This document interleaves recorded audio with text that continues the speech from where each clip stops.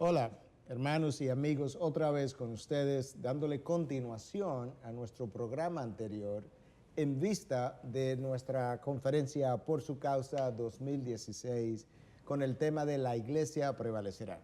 Y en el día de hoy quisiéramos hablar más específicamente de qué va a estar ocurriendo durante ese fin de semana del 26 al 28 del mes en curso en Sanssouci, en la ciudad de Santo Domingo.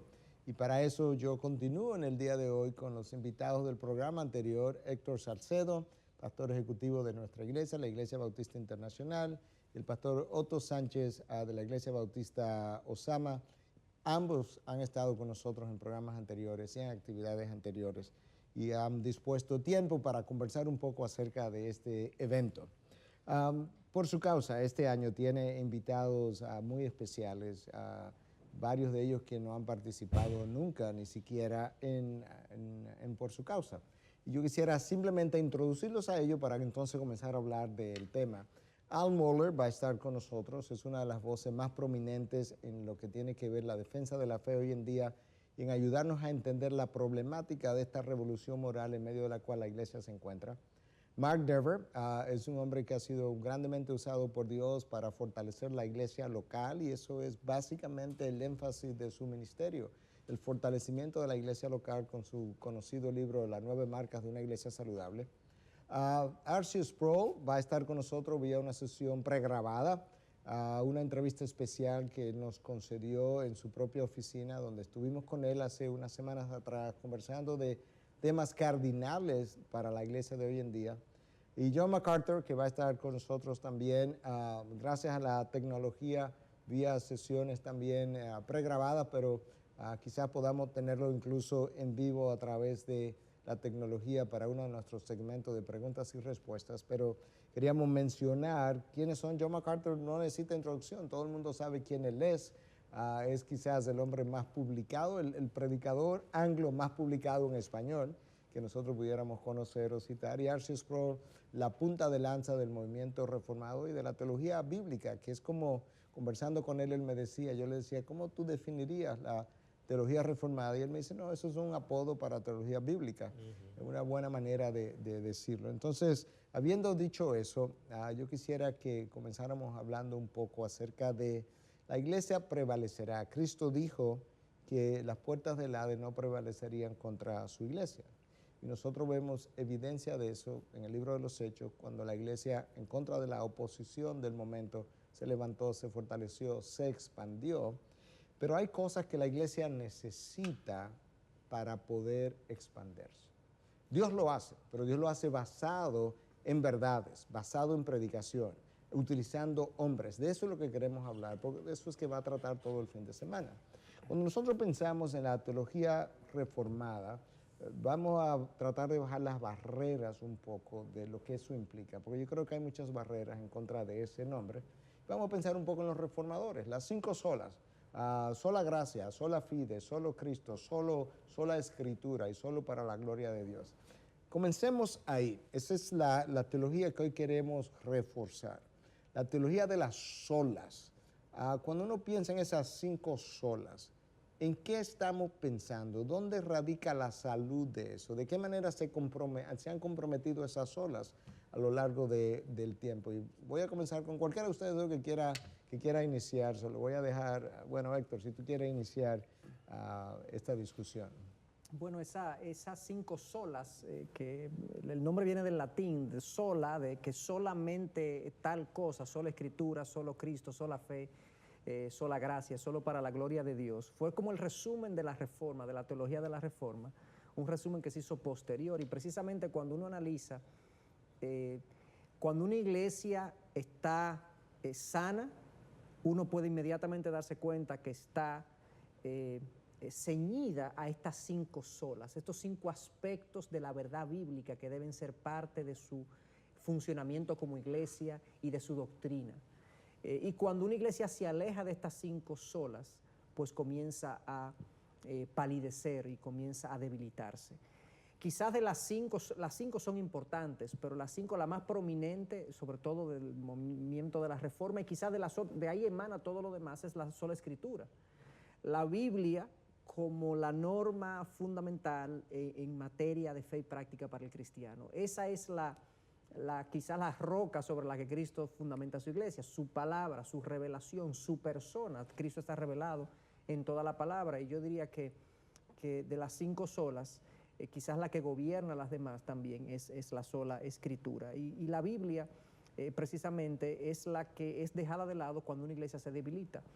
Quizás el grito más desesperado que uno como cristiano pudiera decirle a un cristiano es: vuelve a la Biblia, vuelve a las Escrituras, que ellas formen parte de tu constitución y de tu forma de ver el mundo. Contrario a lo que mucha gente piensa, el hecho de que sola Escritura sea nuestra premisa de vida, hay que recordar que la Biblia no es un libro religioso únicamente, no es un libro que gobierne el movimiento cristiano. La Biblia es una forma de ver el mundo en sentido general. Y tiene una cosmovisión, una manera de ver el mundo. Y la iglesia dentro de ese mundo. O sea que la Biblia me da pautas para yo actuar como individuo, me da pautas para yo actuar como ciudadano, en todos los aspectos de la vida. Y me da pautas para yo actuar si soy miembro de una iglesia, pastor de una iglesia, o si dirijo un movimiento misionero.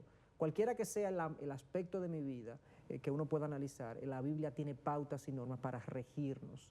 Y de eso, digamos, esa reflexión quizás, en base a lo que tú decías, cómo esas 5 solas la podemos ver hoy.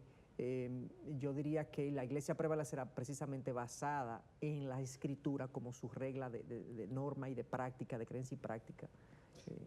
Yo tengo que cerrar este bloque, pero para irnos, Otto, en un minuto, ¿cómo tú resumirías lo que es el Evangelio para entonces al regreso hablar un poco de la necesidad, de la centralidad del Evangelio y de Cristo para que la iglesia prevalezca? ¿Qué es el Evangelio? Básicamente, cuando nosotros vamos al Nuevo Testamento, el Evangelio es la proclamación de la verdad de Cristo con el propósito de que el ser humano lo escuche y pueda tener convicción de pecado mediante la acción del Espíritu Santo.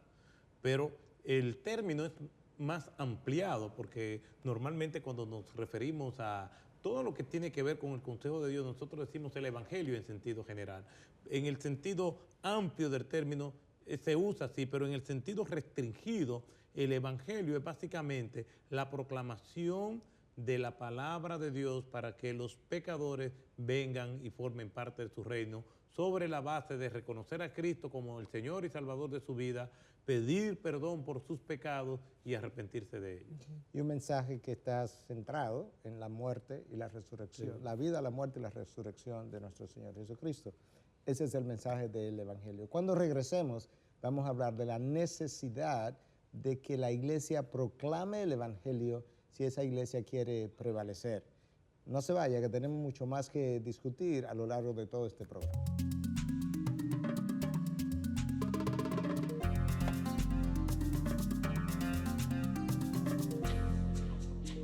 Otto, salimos del bloque anterior definiendo un poco el Evangelio como el mensaje de Cristo para la salvación de los hombres, un mensaje basado en la vida, la muerte y la resurrección de Cristo. La vida de un hombre que cumple la ley a cabalidad, una muerte que paga por el perdón de los hombres, del pecado de los hombres, y una resurrección que garantiza nuestras promesas. Hablando de la necesidad de que la iglesia proclame el Evangelio para que pueda prevalecer, dinos algo que enfatice esa necesidad que nosotros tenemos. ¿Qué ha estado pasando incluso dentro de la iglesia cuando no ha hecho eso? Sí, yo pienso que la iglesia ha sido un poco rezagada en la proclamación del Evangelio. Y hay razones históricas, a mi modo de ver, y es que el impacto de la teología liberal fue tan fuerte en la iglesia que la iglesia desarrolló lo que yo llamo una teología defensiva, de proteger. Y obviamente somos sal de la tierra, y una de las características de la sal es que preserva.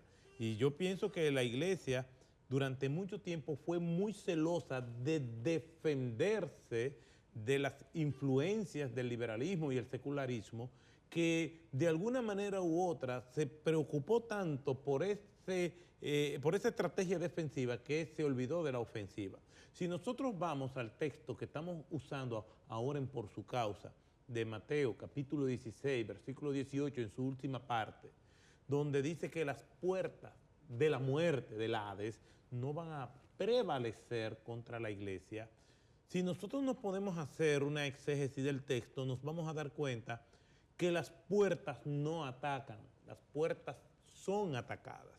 Y de alguna manera u otra, nosotros hemos durante un tiempo creado una teología que lo que estamos haciendo es defendernos, cuando también parte del rol que nos ocupa como iglesia es atacar las puertas del infierno. Cuando nosotros vamos al primer mandato de Jesucristo, en Mateo capítulo 1, versículo 17, le dice a esos primeros discípulos: venid en pos de mí y os haré que seáis pescadores de hombres, la proclamación del evangelio.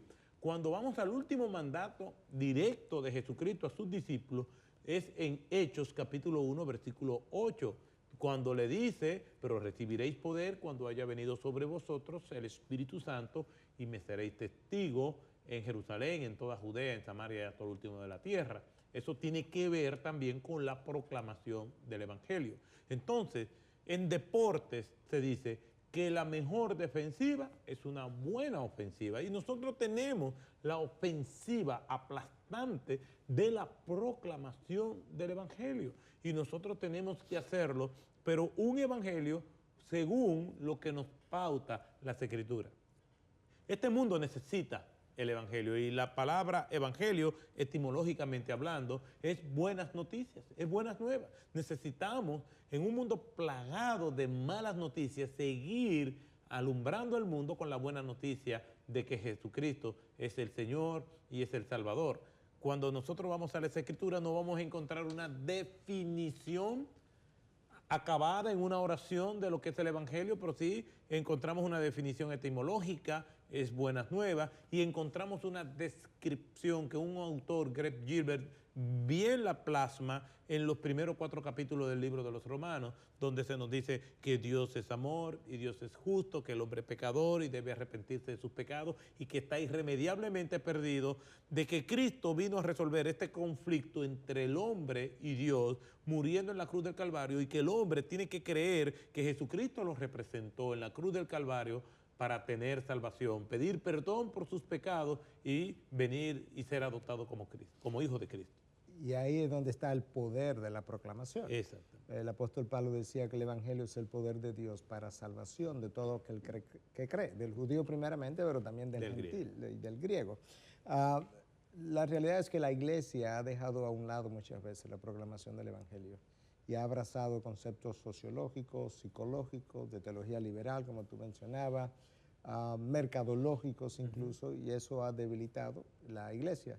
Pero esta conferencia justamente trata de proclamar esas verdades de las cuales tú terminabas mencionando. Yo quisiera preguntarte, Héctor, porque otro de los temas, lo que el pastor Otto acaba de describir, es uno de los temas de la conferencia, pero quisiéramos seguir revisando algunos de los otros. La función número 1 de la iglesia es la gloria de Dios. La iglesia debe estar centrada en Dios. El universo entero está centrado en Dios. La iglesia ha dejado eso a un lado. Háblanos de la importancia de que la iglesia recobre una misión centrada en Dios y no en el hombre. Bueno, definitivamente la palabra, que es nuestra norma, nos dice en múltiples pasajes que la gloria de Dios es lo que debe ser, o debe ser el propósito de la iglesia. De hecho, hemos sido llamados precisamente por Él para proclamar las virtudes de aquel que nos llamó. Y para comunicar su multiforme gracia, para manifestar su multiforme gracia. Hay virtudes de Dios, hay atributos de Dios que se conocen por la vía de la iglesia.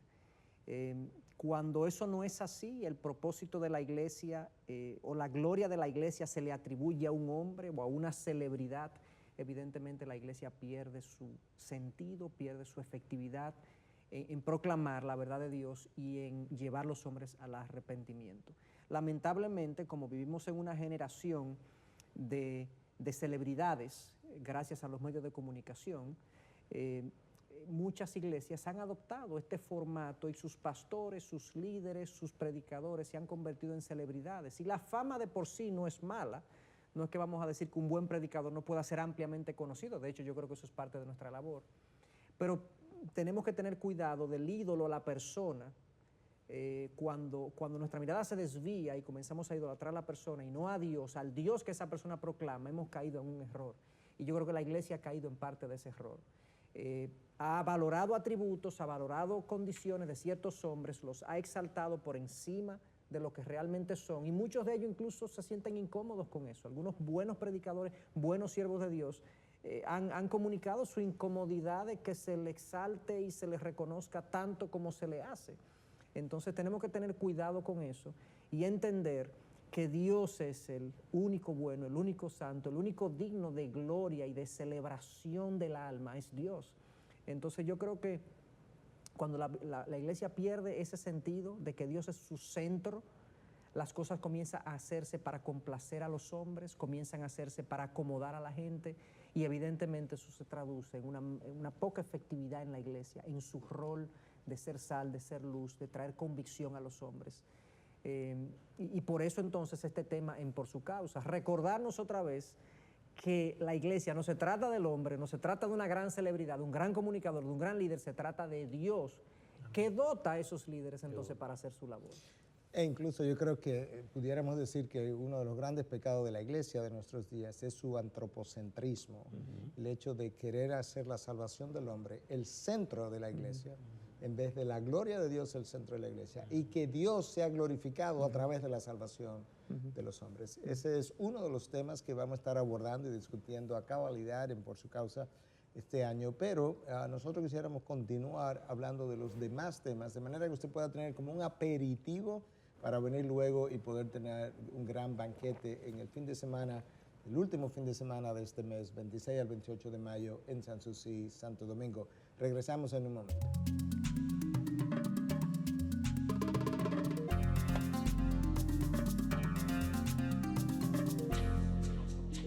Por Su Causa 2016 es el tema de nuestro programa en el día de hoy, específicamente el tema de la iglesia prevaleciente, la iglesia que continuará con vida hasta que Cristo venga. Otto, yo sé que tanto la proclamación del Evangelio como la Gran Comisión es algo que a ti te apasiona, es algo de lo que tú hablas continuamente, es algo de lo que tú haces. Entonces, uno de los temas en Por Su Causa es justamente que para la iglesia prevalecer, la iglesia tiene que continuar la obra de la Gran Comisión que Cristo nos dio hasta que Él venga. Y ha habido un cierto rezago con eso. 7,000 idiomas en todo el mundo y apenas 550 de esos idiomas tienen una Biblia completa. Imaginémonos eso. Y 1,700, 1,800 de esos idiomas no tienen ni un versículo de la Biblia traducido. La Gran Comisión, ¿cómo tú la ves? La importancia de la misma. Algunos autores le han llamado la gran omisión, lamentablemente. Y Pastor Héctor hablaba de la gloria de Dios y esa es la prioridad de la iglesia. Pero de la única manera que vamos a encontrar más personas que den gloria a Dios es a través de la Gran Comisión. O sea, sí es cierto, la Biblia nos enseña que la razón de ser de la iglesia y del ser humano en particular es la adoración a Dios, la exaltación, glorificación y el nombre de nuestro Señor Jesucristo. Pero para que el ser humano pueda hacer eso, tiene que conocer a Cristo. Y esa manera que nosotros tenemos para que Él conozca a Cristo es a través de la proclamación del Evangelio.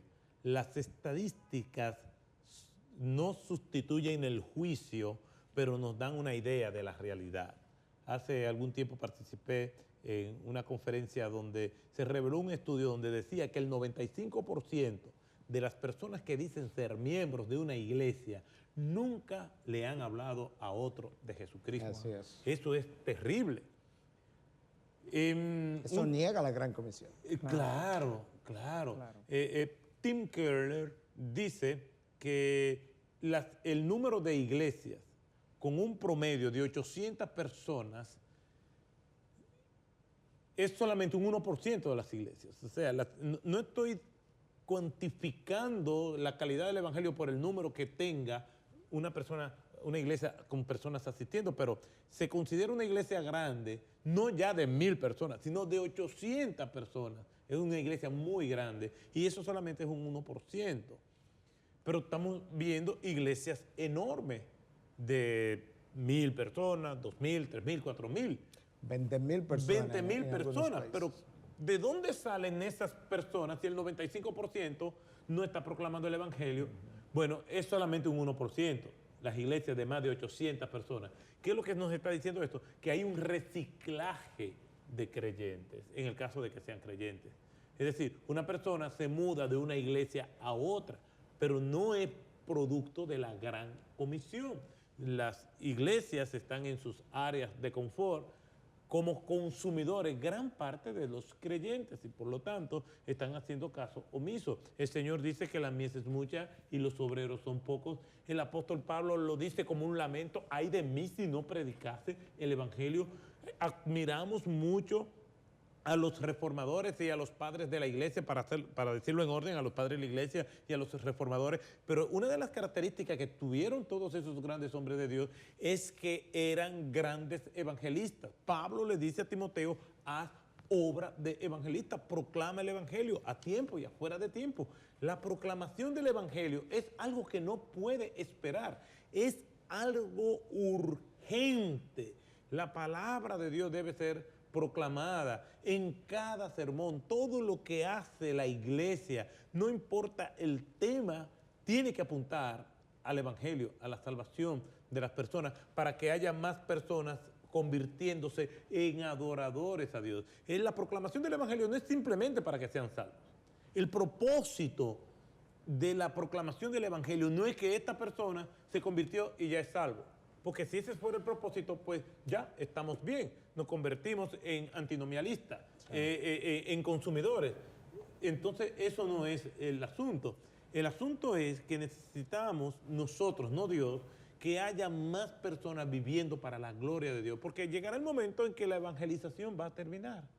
Pero la adoración a Dios seguirá por la eternidad. Entonces, nosotros tenemos que ser intencionales en la evangelización. No es algo que nosotros tenemos que hacer a ver si se dan las condiciones. Vamos a hacer una pausa otra vez y al regreso entonces cada uno de ustedes podrá ir ampliando su conocimiento acerca de cómo una iglesia se debilita y se fortalece, y que puedas entonces también, si tú eres cristiano, adquirir confianza y esperanza en que la iglesia a la que perteneces, la Iglesia Universal, prevalecerá.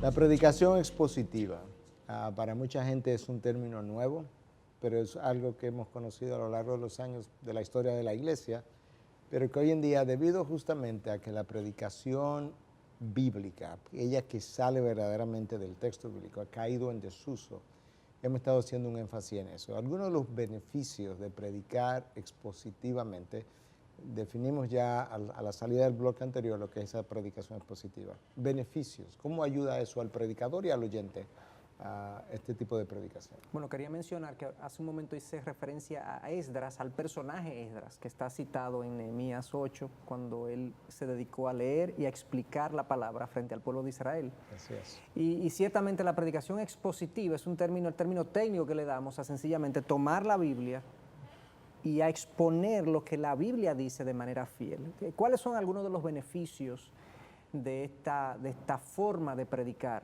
expositivamente, valga la redundancia? En primer lugar, el exponente, el comunicador, el predicador, no decide él lo que él va a predicar, lo decide la palabra, él sencillamente lo expone. Entonces, en un sentido, él no tiene que estar escogiendo temas, porque ya el tema se lo da la Escritura. Ese es el primer beneficio que vemos en la predicación expositiva. Número 2, hay verdades difíciles de la palabra que a veces los predicadores no queremos predicar porque la congregación lo va a tomar a mal, lo va a tomar en contra de ellos.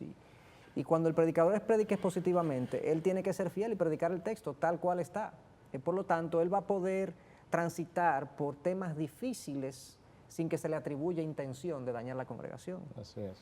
Ese es el segundo beneficio. El tercer beneficio es que precisamente, no solamente temas difíciles, sino temas que no son habituales, que no son difíciles, pero que sencillamente a nosotros no se nos ocurriría pensar un día, por ejemplo, predicar del favoritismo, y está en el libro de Santiago, y hay un texto, un pasaje específicamente del favoritismo, que nos dice la palabra: en la iglesia no debe haber favoritismo, y quizás ninguno de nosotros nos hubiese ocurrido transitar por ese tipo de temas. Entonces hay al menos 3 beneficios, como he citado, que le permite al predicador relajarse en un sentido y predicar lo que la palabra de Dios le exponga adelante.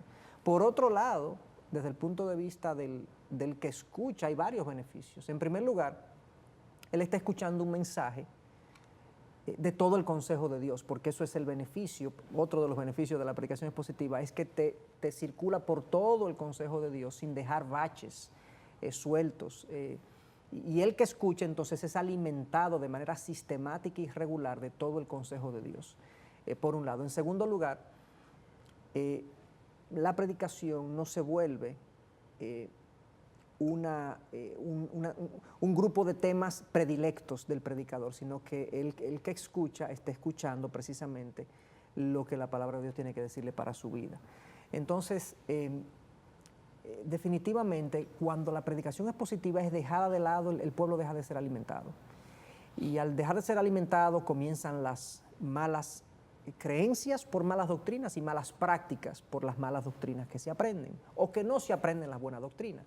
Entonces comenzamos a ver deficiencias en las vidas de piedad de los creyentes. Comenzamos a ver deficiencias en la tarea de la iglesia, porque la predicación expositiva no se está llevando a cabo, no se está exponiendo de manera sistemática todo el consejo de Dios. Si la iglesia va a ser sana y va a prevalecer, tiene que volver a la predicación expositiva. Sencillamente aferrarse a ese concepto de Nehemías 8:8, de leer la Escritura y exponerlo de manera fiel y confiable. Y exponerlo de manera fiel y confiable implica es que yo tengo que entender ese texto en su contexto y por qué está ahí y cuál fue el sentido en el que se dio en un primer momento ese texto y aplicarlo a la realidad de hoy de los oyentes, de manera tal que yo capte la intención del autor y no lo que yo pienso que el texto quiere decir o lo que yo me imagino que quiere decir en los términos modernos, y distorsionando así el texto y llevando a la gente a un error, ya sea de creencia o de práctica. Es la predicación entonces que va a garantizar que prediquemos la verdad de Dios y no la opinión de los hombres. Exactamente. Es la predicación que va a salvaguardar la integridad del texto también, porque podemos malinterpretar el texto si no hacemos ese tipo de predicación. Podemos subinterpretar el texto o podemos superinterpretar el texto, decir cosas que el texto no dice. De manera que ahí hay varios de los beneficios y convierte al predicador en un hombre de la palabra de Dios. Exactamente. Uno de los invitados, Mark Dever, él define predicación expositiva como aquella predicación cuyo sentido, significado y propósito es el mismo sentido, significado y propósito del autor del autor. Amén. Yo creo que es una muy sucinta definición también. Otto, brevemente, dinos un poco acerca de otro tema que va a estar presente en Por Su Causa, y es la necesidad de salvaguardar la santidad de la iglesia a través de disciplina de la iglesia. Pudiéramos hacer varios programas de esto, pero brevemente, la importancia de esas dos cosas, ¿cómo tú la ves como pastor? Bueno, si hay algo que Dios no va a bendecir, es una iglesia que no sea santa. Y la santidad de la iglesia es una de las grandes preocupaciones que debe tener un pastor. Pero para que la iglesia sea santa, el pastor tiene que tener una vida santa. La santidad de la iglesia comienza con el pastor y sus líderes. Y la santidad es, paradójicamente, lo que va a hacer que la iglesia pueda ser atractiva. ¿Por qué? Porque muchos movimientos eclesiásticos a través de la historia han querido reducir la santidad de la iglesia para volverse atractiva al mundo.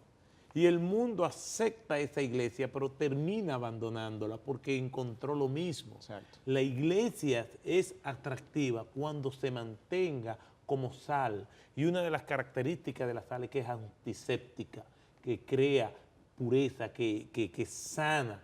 Entonces, la iglesia tiene que ser una iglesia santa, pero tiene que comenzar por sus líderes.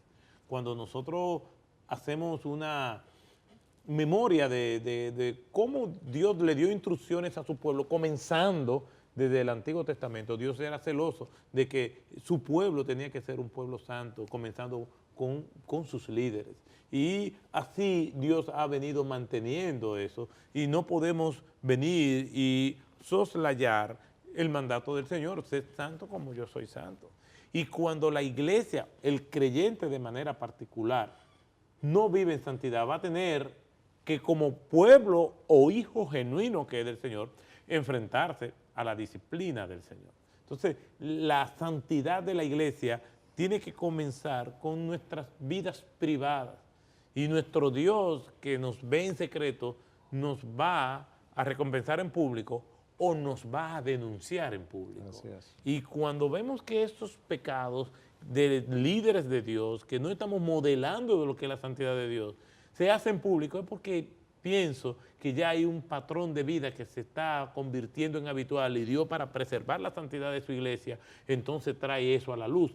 Pero eso también debe ser algo que nosotros debemos promover dentro de las iglesias, y obviamente la disciplina es un medio de gracia de nuestro Señor para mantener la pureza de esa novia de Cristo que viene a buscarla, y Él quiere que sea sin mancha y sin mácula, como dice la Escritura. Entonces la disciplina es un medio de gracia para preservar esa santidad de la iglesia, que debe ser adoptada con gracia y debe ser adoptada con el propósito de restaurar.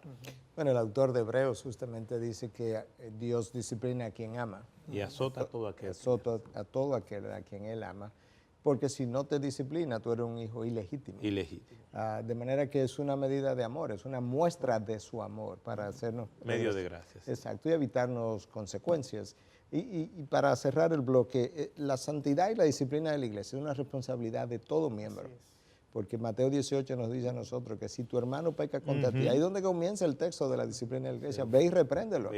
Y si él no responde, a solas, exacto. Entonces tú tienes una responsabilidad como miembro, que antes de que llegue al liderazgo de la iglesia. Yo creo que también eso es un concepto importante. La santidad de la iglesia y la disciplina de la iglesia es un concepto de una responsabilidad de toda la iglesia. Y nosotros como líderes guiamos ese proceso. Lo modelamos. Lo modelamos y lo guiamos. Bueno, vamos a continuar en nuestro último bloque hablando de un par de temas que todavía no hemos abarcado, pero que van a ser discutidos Por Su Causa, que tiene que ver con la verdad como columna y sostén de la verdad, y la necesidad, y ahí vamos a ampliar un poquito, de que el liderazgo de la iglesia sea un liderazgo piadoso. Yo creo que eso es una de las áreas donde se ha comprometido mucho últimamente y donde tenemos que rescatar parte de lo que se ha perdido. Quédese con nosotros, yo creo que estos dos temas van a ser de mucho interés todavía, y regresamos en unos momentos.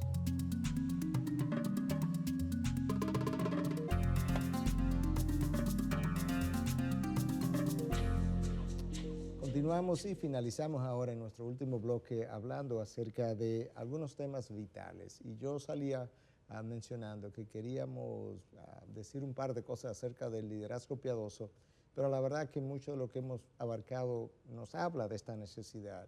Y brevemente recordar que en 1 Timoteo 3, Pablo le dice a Timoteo, nos dice a nosotros, la necesidad que tiene el pastor de la iglesia de ser irreprochable.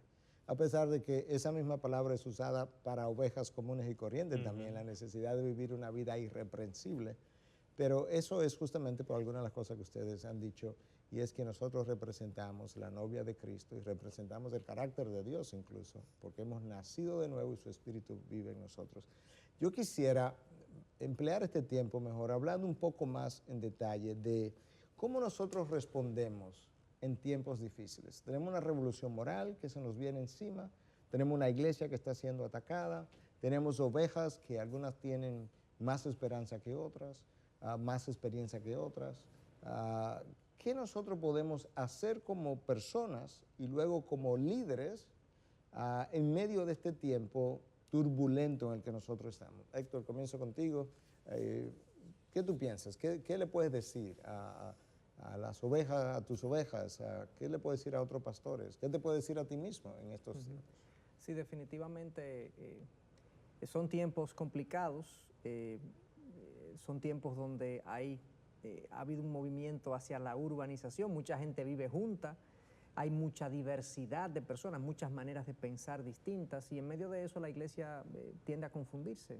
Queremos recordar, quizás es una de mis recomendaciones, es cómo le hacemos frente, es tener esperanza de que Dios va a prevalecer sobre todas las cosas. Él va a hacer que su iglesia prevalezca. Pero nosotros, en cuanto a nuestra responsabilidad, yo entiendo que nosotros tenemos que tener firmeza en la identidad que tenemos como hijos de Dios. Somos la sal de la tierra, la luz del mundo, y eso implica una labor en el mundo que hemos sido colocados. Nosotros tenemos que ser preservantes de los valores y los principios que la palabra de Dios enarbola. tenemos que llevar el mensaje del Evangelio a través de la Gran Comisión a un mundo que se pierde, pero donde Dios ha prometido que Él aún en ese mundo va a salvar gente y nosotros somos los instrumentos de salvación. Tenemos que hacer eso independientemente de los riesgos. Exacto, independientemente de los riesgos. Continúa, no quería definitivamente. Entonces tenemos que tomar el rol de sal y llevarlo a cabo, a veces dentro de nuestras propias familias, nuestros propios hijos, esposas, son nuestro primer ministerio, aún yo no sea pastor, pero yo tengo una responsabilidad de ahí, de dejar un legado, una marca indeleble de mis convicciones bíblicas, y comenzando luego con mi círculo social, con mi círculo de trabajo, y tener un rol de sal y también de luz, trayendo la verdad, trayendo convicción, trayendo la verdad de Dios, para que sea Dios el que salve a aquellos que han de ser salvos por medio de su evangelio. O sea que, primero, esperanza, yo diría que es la primera reacción ante tiempos difíciles, sabiendo que Dios va a prevalecer. Número 2, abrazar nuestro rol y nuestra responsabilidad con diligencia y con gozo de ser sal y de ser luz, y ser valientes. Yo creo que en el exilio de Israel, cuando vemos al libro de Daniel, que estaba en Babilonia, fueron estos muchachos, conocemos estas historias de Daniel y sus amigos, y una de las cosas que prevalece, obviamente la grandeza de Dios por encima de todas las cosas, pero la valentía de estos muchachos en una tierra que no era la de ellos, como estamos nosotros, que no somos ciudadanos de este mundo, ellos abrazaron la verdad de Dios, abrazaron sus convicciones y decidieron oponerse a las cosas que le eran contrarias, con sabiduría, con discernimiento, con discreción, con amor, con todo lo que Dios nos embiste. Entonces yo diría que esa esperanza, responsabilidad, diligencia y valentía son como un set de condiciones y virtudes que nos pueden ayudar a nosotros a hacerle frente a estos tiempos difíciles. Otto, suponte que alguien te dice, Pastor Otto, en 2 o 3 minutos predica su sermón acerca de cómo enfrentar tiempos difíciles. ¿Qué tú le dirías en ese momento? Bueno, lo primero es que... Es la recomendación. Lo primero que le voy a decir es que no será un sermón. Ni un sermonete. Pero realmente yo quiero decirle a los hermanos que me escuchan, a los pastores, que yo he pasado por tramos donde he podido sentir los estragos del desánimo que el mundo actual produce. Y que, tú también. Mira qué raro. Me he sentido abrumado, que he tenido que ir en oración al Señor y pedirle, y en oración el Señor me ha llevado a su palabra. Y lo primero que tendría que decirle es que esa manera de reaccionar, de abrumarnos, no es exclusiva de nosotros. Pablo le dice a sus primeros lectores, todos me han abandonado. O sea, eso tiene una gran carga dramática. Los discípulos, cuando ya ven que el Señor va a ascender a los cielos, le dicen con cierta nostalgia, restaurarás el reino a Israel en este tiempo. Como queriéndole decir, Señor, wow, tú que has caminado sobre el mar, tú que has podido sanar cualquier tipo de enfermedad, que has resucitado muertos, que has multiplicado panes y peces, que incluso resucitaste tú puedes liberarnos del yugo opresor de Roma.